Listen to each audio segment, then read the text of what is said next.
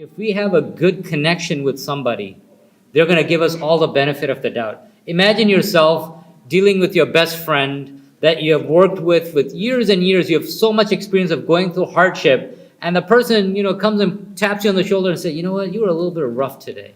You were yelling at the other person. That was just not right. You're going to take that in a very positive way because you trust this person. You're like, you know what, always has the best thing in my heart. As opposed to some random person walking up to you and say, you were yelling at the other person. Your immediate reaction is like, who are you? Who are you telling me? I've never seen you before in my life. You just walk up and tell me and trying to correct me?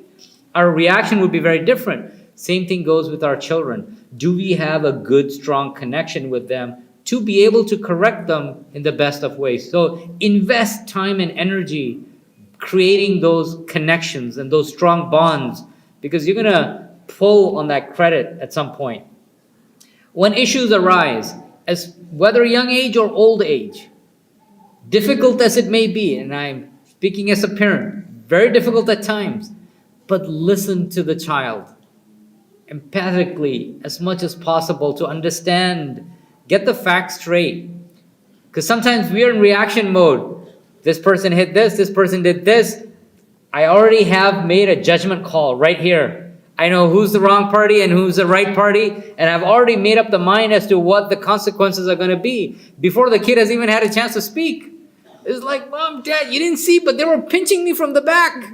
They were egging me on. Like, oh, I didn't see them. Well, why were you? If you just stop to ask, hey, why were you pinching your brother or sister? Well, they did this, and then the story starts to unfold. And then you got to dig in deeper and deeper to figure out, oh, it's actually a 2-day saga. That 2 days ago, they took my ball and hit it. And so in retaliation, I did this. And now you're just seeing the tip of that iceberg. But you got to give that time for that story to unfold. So you got to listen to figure out what's going on. The third point is, you're not, as the parent, trying to attack the child.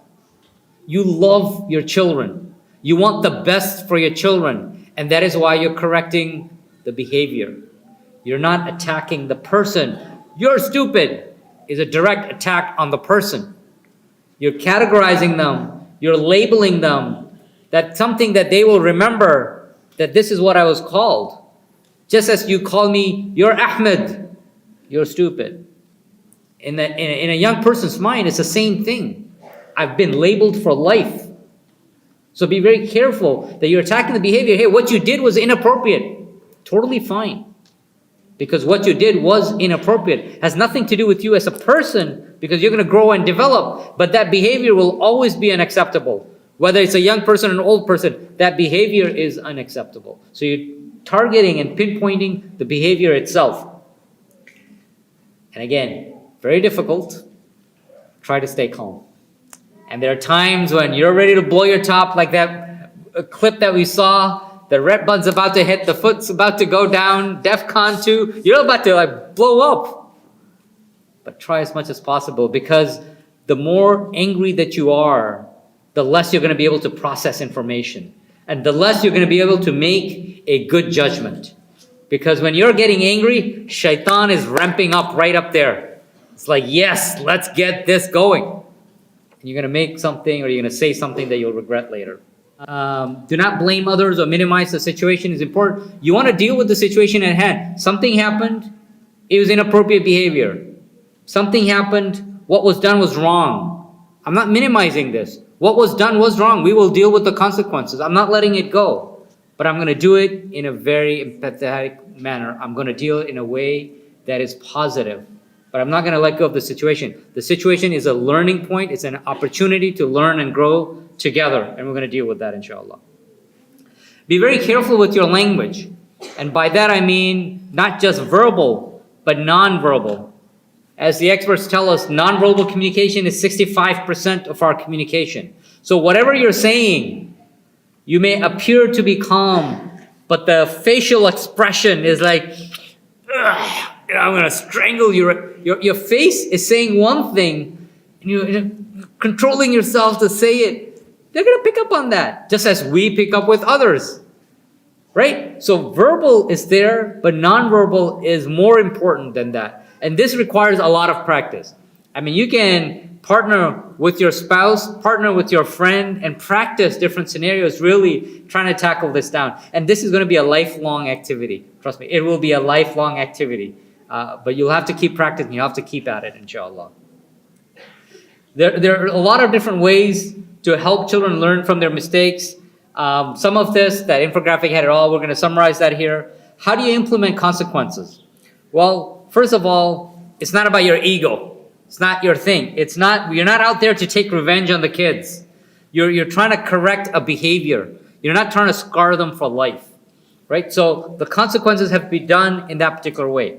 Secondly, even though you might be correcting them, as Dua pointed out, your love is unconditional. You do it because you love them. You want them to become better people. So the terminology, the wording that you're using is very carefully drafted in your mind that, you know what, I love you so much and it hurts me to see you do this. And I really want this to change for yourself so that as you grow older, this doesn't happen, etc. You're showing all of the different reasons why as they get older, if they continue with this type of behavior, they're going to end up with negative consequences. And as a parent, you don't want them to go through this. And so you're trying to correct that behavior now. So it's couched in this very loving language, showing the child that yes, the correction is going to happen, but in a loving manner. The third thing is helping the child take ownership of the mistake. As the example of Ka'b bin Malik that was said, he made a mistake. Could have brushed it over. It's like, no, you own up to it. That yes, this was a mistake. We clearly identified what happened was a mistake, but it was a mistake. Mistakes happen all the time. We're going to get over it. But you need to own and accept that a mistake happened here. And we're going to grow beyond that. Work with them to come up with a solution that might be reasonable. It's like, all right, you know what? You messed up here. What do you think we should do?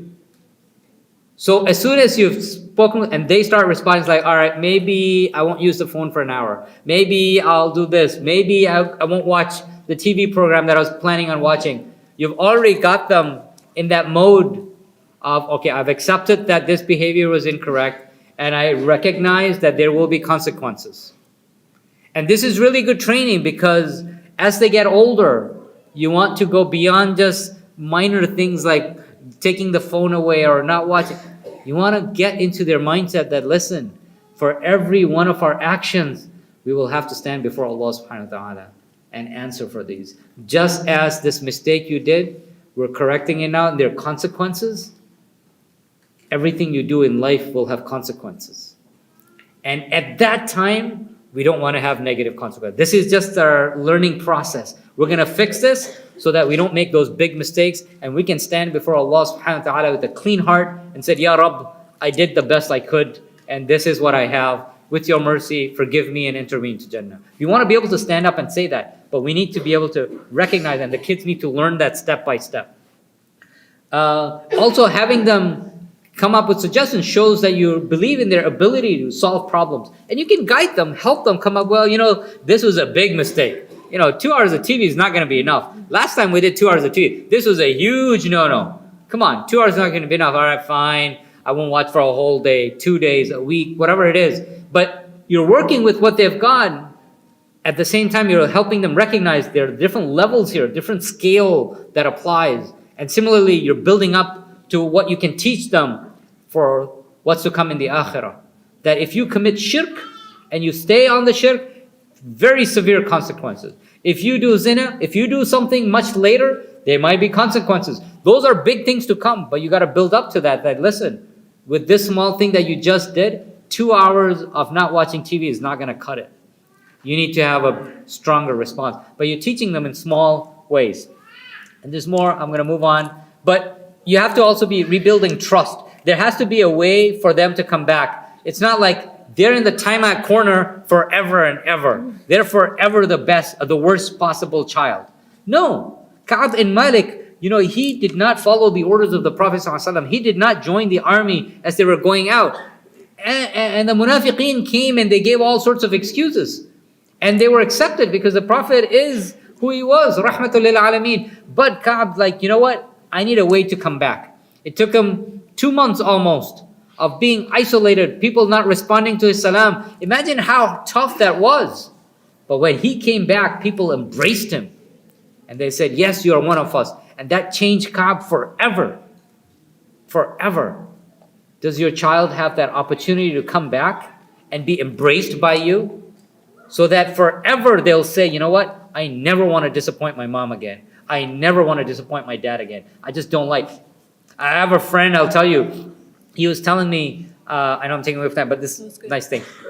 He was telling me that, when he was a teenager, he did something wrong. His dad came and gave him a few backs of the hand.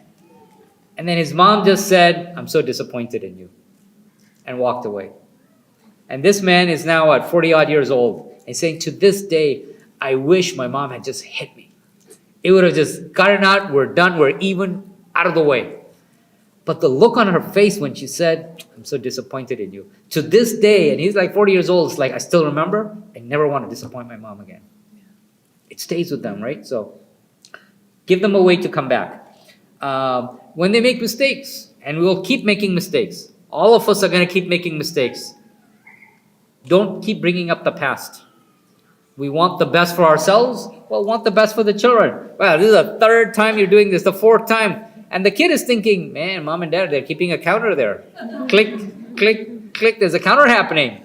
No, we don't want this counter. It's like, oh, shoot. I'm not even going to bother talking to them because they're going to tell me it's the nth time I've done this. I'm done. Forget it. You don't want them to think that.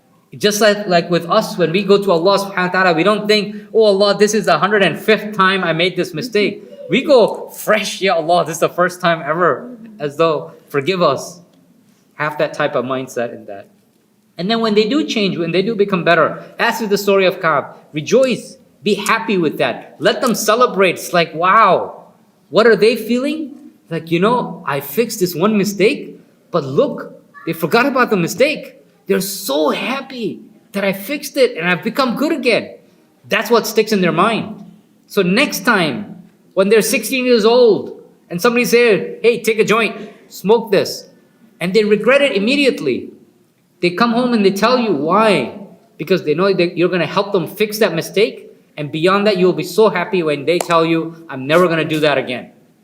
And you will rejoice and they'll stay on the straight track, inshallah. I'm going to skip this video as well. So summary, mistakes will happen. It's part of learning and growing. Nobody is free of mistakes, none of us. But it is not the end of the world. So keep things in perspective. We're going to grow, we're going to develop. It is not the end of the world. Our goal in going through this process is not to punish them. Our goal is to use that as a teaching moment, as a learning opportunity. I want you to learn from this. I want you to grow from this. I want you to not repeat this behavior. That's what our goal is. Our goal is not to punish you and maim you or deform you or anything of that sort. No, this is a growing opportunity. So with that mindset, knowing all of that, use the best language possible, the most appropriate language, the most loving language, with the right consequences. Nobody's ever said in our presentation to let go of the consequences, to make light of things. No. Deal with things as they are and recognize that, you know what, there will be consequences for this. There will be consequences for that. I'm not going to let it go. We're going to deal with it, but we're going to do it in a loving manner. And again, you're preparing them for the adult life, that for whatever they do, there will be consequences. We will have to answer to Allah. And we pray that Allah will forgive us. But we have to be ready for consequences. So you're teaching them early on the concept of the consequences. This is going to be a lifetime exercise for us and for them. That, you know what, there's the physical aspect of it, but more importantly is the spiritual aspect. That tawbah and istighfar is part of our deen. We will constantly be making mistakes. We will be falling short of how we should worship Allah subhanahu wa ta'ala. So we have to constantly return to Him. And so this is part of that exercise that, you know what, you made a mistake. No worries. We're going to repent. We're going to fix. We're going to come back. You made another mistake again. All right, let's take another shot at it. We're going to fix this. Third time, fourth time, the 25th time. It's okay. We're going to keep trying. Because Allah subhanahu wa ta'ala is infinitely merciful and He keeps giving us more chances. So let us also trying. And finally, it's not just them. It's not about the child. It's as much about you as it is about the child. It's a lifelong exercise. The way we deal with the children perhaps may not be. We need to make tawbah and istighfar. Perhaps we're too harsh on the children. And we ask Allah subhanahu wa ta'ala to help us to be better with our children. So whatever the kids are, it's a two-way street. We're learning and growing as parents, and we're constantly learning and growing, and we want our children to be growing and learning with us as we go, inshallah.